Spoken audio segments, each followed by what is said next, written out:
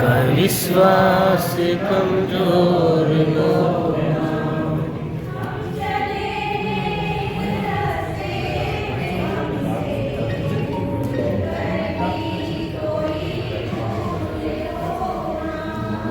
हम चले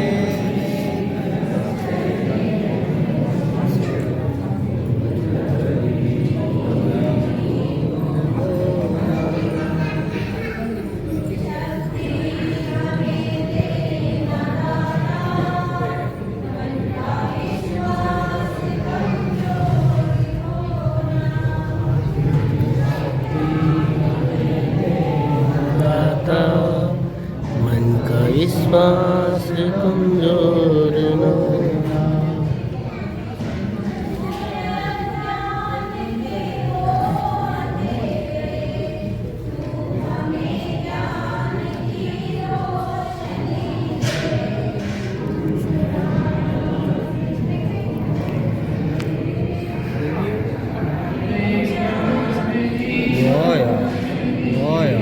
ले फोटो ले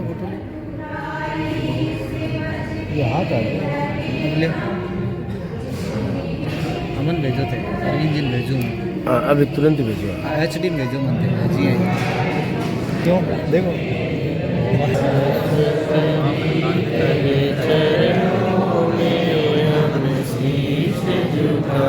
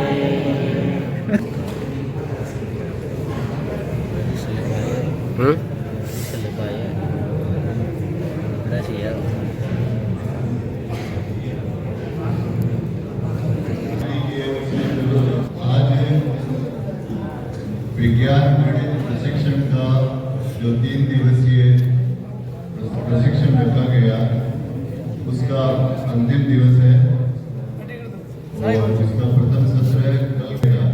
उसकी हम बातें करें जो हमने काम किए, वैसे तो सारी चीज़ें काम की है, हम यहाँ से सीख के जाते ही हैं। मेरी बात हर सत्र से हम सीखते हैं और सीखने की प्रक्रिया में हम हैं और हमारे ऊपर समाज का या विभाग का और जो शिक्षाविद है उनका, नीति बनाने वालों का, सबका बहुत बड़ा विश्वास है। उसका एक उदाहरण है कि हमारे ऊपर कितना विश्वास है। जो इंडियन सिविल सर्विसेज है, जिसको IAS की कहते हैं, इंडियन एडमिनिस्ट्रेटिव सर्विस, जो पहले सिविल सर्विस थी, उसमें जो तैयारी करते हैं और चयनित होते हैं तो मेन IAS और उसके बाद एलाइड के 160 से ज़्यादा विभाग है, 163 विभाग है जिन पे उनकी नियुक्ति होती है। हमें कुछ का ज्ञान होता है, कुछ पे हम ध्यान नहीं देते। वो सारे विभाग हैं 163 और उन विभागों में IAS और फिर स्टेट लेवल पे जो PSC है वो एडमिनिस्ट्रेटिव सर्विस में जो एडमिनिस्ट्रेटर जो भी है एडमिनिस्ट्रेटर उनको सेलेक्ट करते हैं। वो भी बहुत सारे विभाग हैं, लेकिन इन सभी सूची में 163 की सूची में कहीं भी शिक्षा विभाग नहीं है।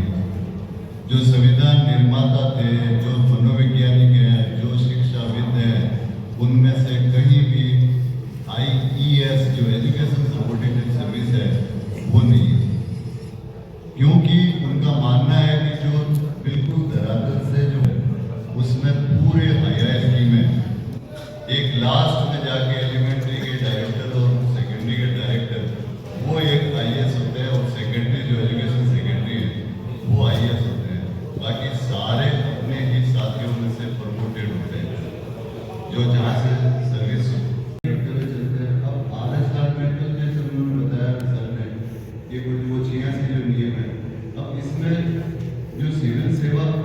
जो नियम है वो अलग चलते हैं, उनके क्रमांक अलग है।